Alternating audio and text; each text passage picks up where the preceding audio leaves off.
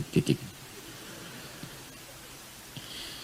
Ustadz, bagaimana caranya agar supaya, kalau sudah pakai agar jangan pakai supaya. Kalau sudah naik pasti ke atas, kalau turun pasti ke bawah. Kalau agar pasti supaya. Itu namanya pleonasme, Joni. Pleonasme, menambah sesuatu yang sudah jelas. Agar sholat benar-benar khusyuk. Ustadz, bagaimana caranya agar sholat benar-benar khusyuk dan bisa meninggalkan maksiat dalam kehidupan sehari-hari? Cara khusyuk itu ya khusyuk. Cara meninggalkan maksiat ya tinggalkan. Udah selesai.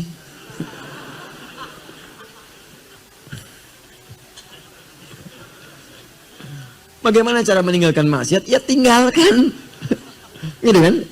Nah, cuman tidak mudah. Mudah dikatakan, tapi juga tidak mudah untuk dilakukan. Cara khusyuk sering saya ungkapkan.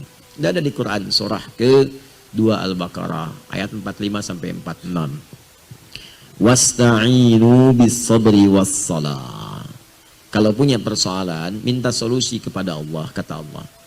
Itu jawaban Quran, minta solusi, bukan bikin status. Aminkan ya. Mudah-mudahan yang like masuk surga. Masuk surga itu bukan dengan like, dengan amal soleh. Aduh, like.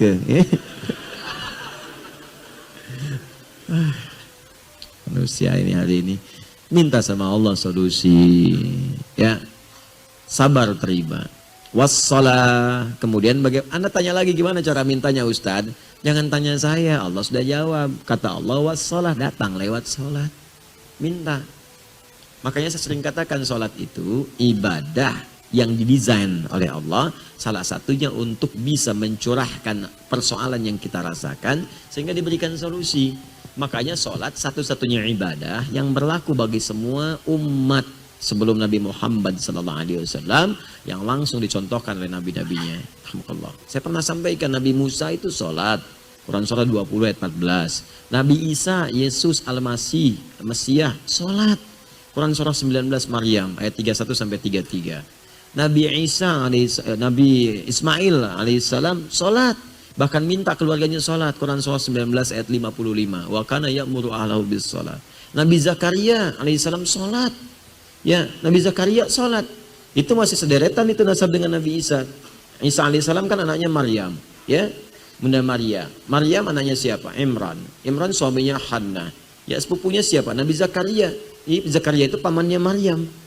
Ya, Nabi Zakaria itu sholat. Quran surah ketiga Ali Imran ayat 38 sampai 39. Sholat. Dan dalam sholat mereka minta solusi.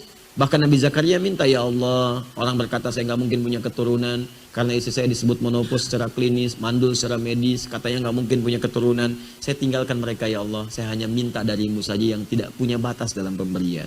Sholat dikasih oleh Allah. Kita umatnya Nabi Muhammad dipanggil sebelum sholat. Kamu punya persoalan apa, datang saya berikan. Bahkan di hadis kutsinya sering saya sampaikan dari sahabat Abu Hurairah, kalau Anda sudah sampai pada bacaan iyyaka na'budu wa iyyaka nasta'in, baru berdiri Al-Fatihah, kata Allah di hadis qudsi, hadza baini wa baina 'abdi wa li 'abdi masal. Ini perjanjian aku dengan hambaku. Kalau hambaku benar salatnya, aku berikan apa yang ia minta. Cuma salat tidak mudah. Wa innaha lakabiratun illa 'alal khashi'in. Salat itu tidak mudah kecuali bagi orang khusyuk. Bagaimana caranya khusyuk ini ditanyakan? Dijawab oleh Allah di ayat ke-46 ya. Alladzina yadhunnuna annahum mulaqu rabbihim. Orang khusyuk itu satu orang yang punya persiapan saat akan berjumpa denganku. Maksudnya apa? Dia merasa nih akan menghadap Allah dalam sholat. Dia bawa persiapan. Sekarang beginilah, gini cara memahaminya. Anda punya masalah. Tiba-tiba ada sosok yang menjanjikan Anda.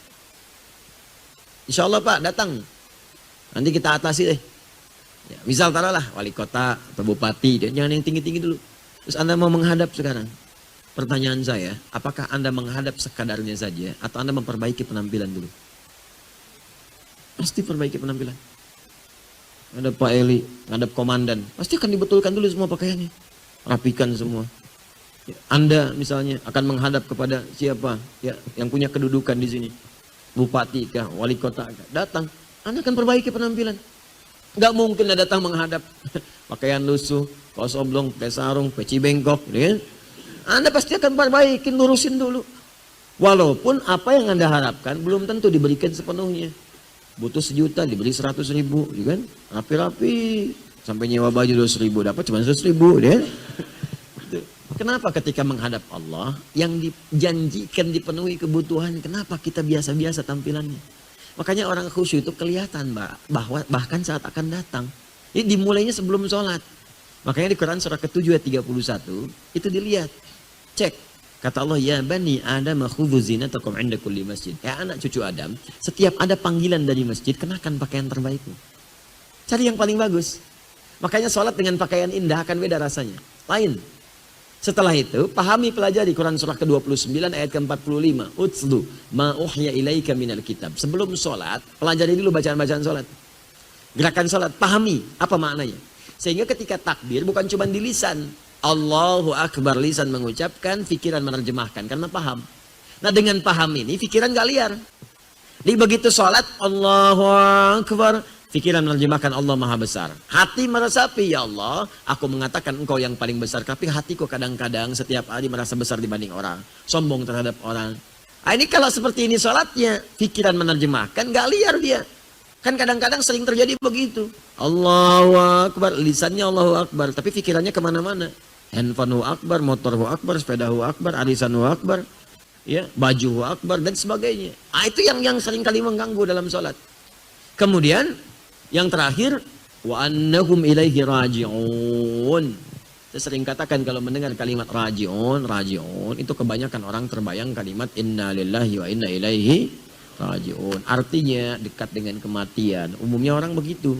Makanya ketika Anda akan sholat, kenapa mesti pakaian yang baik, mandi, wudhu yang sempurna, yang bagus? Mungkin kata Allah, boleh jadi itu jadi sholatmu yang terakhir yang kau kerjakan dalam hidup. Mungkin kau wafat. Dan kita kan nggak tahu kapan wafat. Tapi kita yakin akan wafat. Ya, saya tanya begini. Mungkin nggak hari ini kita wafat? Ada kemungkinannya. Kalau sudah paham ada kemungkinan, makanya siap-siap. Siap-siap. Yakin nggak wafat? Yakin. Mungkin nggak hari ini wafat? Mungkin. Artinya ada kemungkinan.